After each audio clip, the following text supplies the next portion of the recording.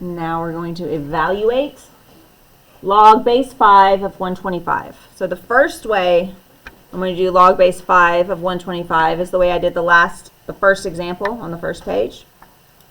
Is we have a log with a base of 5. Log base 5 of 125, and we can fill in an equals y. You can put that missing piece, and then we could rearrange it into exponential form. So the base of the log is the base of the exponent, so 5. And then the x and the y trade places. So right now the 125 is with the 5. So now it's y's turn to be with the 5. So it's 5 to the y equals 125. So then we know we're dealing with 5 raised to some power equals 125. Well, we have 5 times 5 would be 25.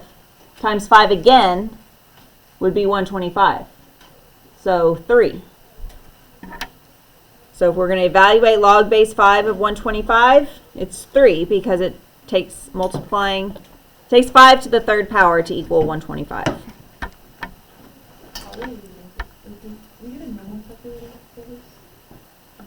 I mean, I suppose you could, but it's just 5 times 5 times 5. I'm just saying, like, if they're not, like, right. 5. So Yeah, I mean, I guess a 4-function calculator would be fine, sure. All right, so log base. So I could also do the same problem using properties of logs from that chart we just made. So instead of rearranging this way, if that gives you trouble and you don't like doing the problems that way, you could write, if you have log base 5, you could write 125 in terms of 5. Like it, because you know if it had a log base 5, if this was a 5, you could cancel them and it would be 1.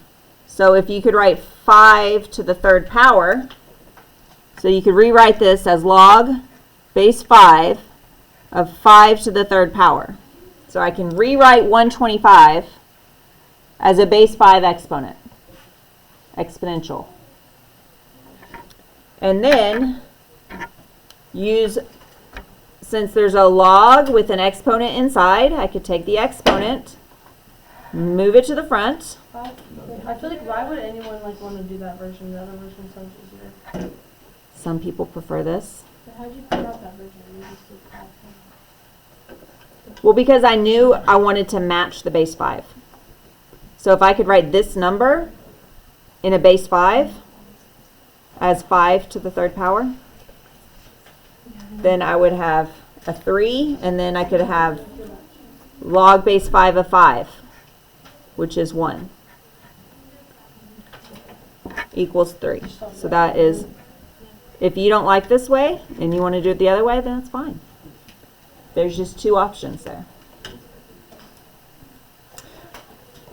Okay, so the second one is going to be if you have log of 0.001, and again, we're with no calculator. Log of 0.001. So we need to do something with this decimal because that's not very helpful the way it is. So if we take this, if you know your scientific notation, that's the easiest way to change this. So if you move the decimal to the right 3 places, you could go 10 to the negative 3, right?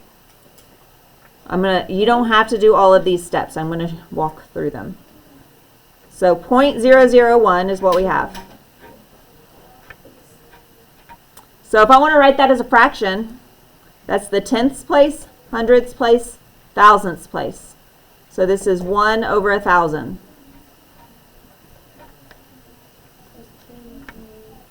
So then this is 1 over, if I write 1,000 as an 10 to the third power, because 1,000 can be written as 10 to the third power. And to move this to the numerator, I would have to make the exponent negative. So this would be 10 to the negative 3. So I did all of that to say that I could rewrite 0.001 as 10 to the negative 3. So then I could do the log of 10 to the negative 3.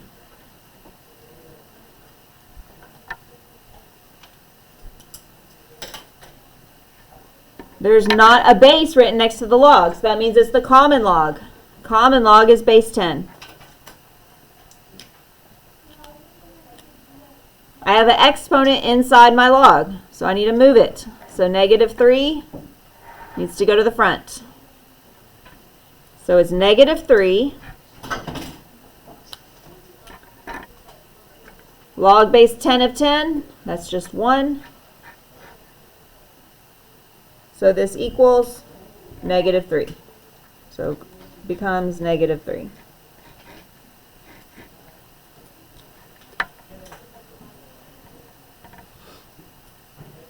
And then the last evaluate problem is natural log of e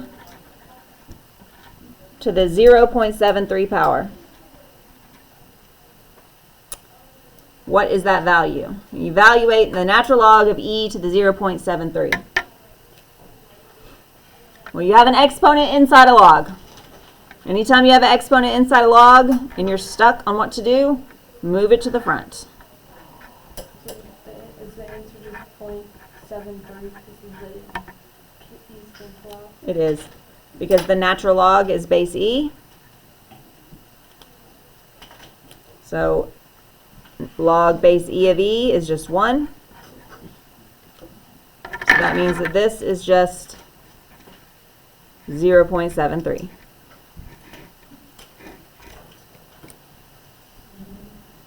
All right, so that's the type of problems you will have to do with no calculator.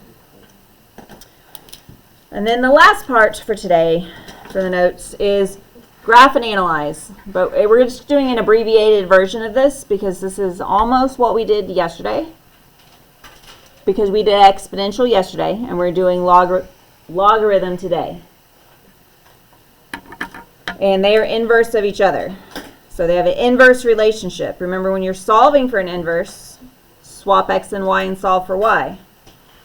They're like inverse of each other, right? So first thing I want to do is turn this f of x into something I can use when working with an equation. So I'm going to turn it into a y. Because I can do that with f of x. I can substitute in a y. So y equals log, and I have a base of 3. Log base 3 of x. Y equals log base 3 of x. When it comes to graphing and getting x and y values, having it in log form is not the best. It's not very friendly with no calculator. So I'm going to rewrite it as 3 to the y, because 3 right now is with the x. So whenever I go to the other form, it's going to go with the other letter, y, equals x. So I just turned it into exponential form. And that looks almost the same as the graph we sketched yesterday. That one was y equals 3 to the x. Now we have 3 to the y equals x, or x equals 3 to the y. So this is what we're going to use to get our values. It's the inverse, so x and y traded places. We're still going to do a table of values, the same as we did yesterday. But yesterday, whenever we were doing the exponential, as normal, we picked x values, plugged in the x values to get the y values. This time, since it's x and y trade places, we're going to choose the y values and plug them in to get the x values. So we're doing it kind of backwards. So this time I'm choosing y values. So I want to pick, yesterday I chose my values because I wanted to be around the x-axis. So I wanted 0 in the middle, and I picked 2 values on each side. So 0, 1, 2, and then negative 1, negative 2. So I'm plugging y into my equation to find out the x value. So if y is 2, it's 3 to the second power. 3 to the second power is 9. Plug in a 1. 3 to the first power is 3. Plug in a 0. Anything to the 0 power is 1. Plug in a negative 1. Negative 1 is going to be like 1, except where I put it in the denominator. So instead of 3, it's going to be 1/3. That's why I did my positive numbers first, because then I can just use the values I got on the positives and put them in the denominator. So instead of 2, I have it negative 2. So instead of 9, it's going to be 1/9. And then I can graph.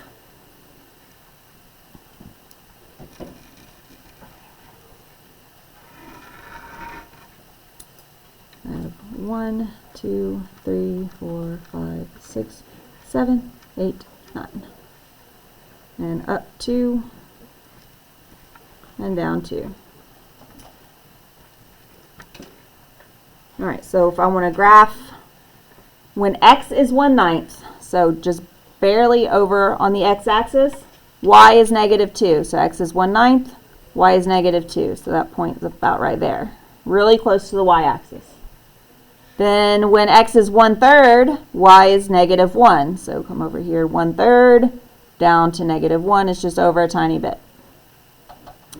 When x is 1, y is 0. Well, it goes right here on 1.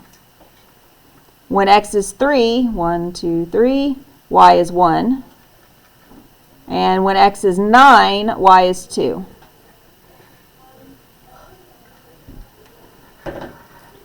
So there is the graph. And if you remember yesterday, we had a horizontal asymptote.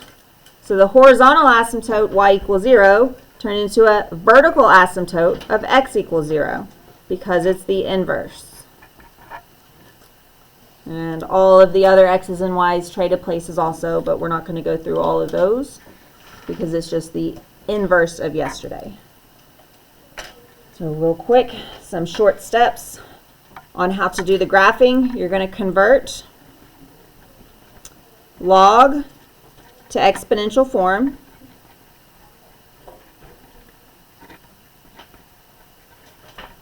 Then you're going to choose y values for your table. And then plug y into equation to find x values.